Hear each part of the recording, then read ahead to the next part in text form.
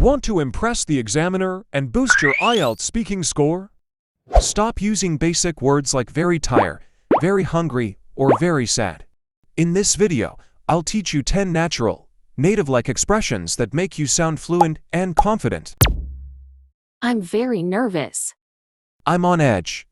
I'm on edge. It's very difficult. It's a tough nut to crack. It's a tough nut to crack. Wait a moment. Hang on a sec.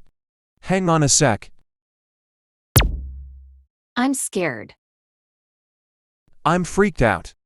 I'm freaked out. I'm a little drunk. I'm tipsy. I'm tipsy. I'm very busy. I'm swamped. I'm swamped. I'm not interested. I'm not into it. I'm not into it. I'm thinking hard. I'm racking my brain. I'm racking my brain.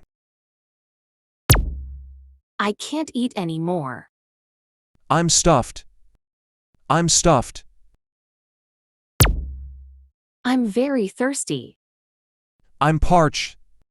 I'm parched. Thanks for watching. Please like and subscribe for more videos.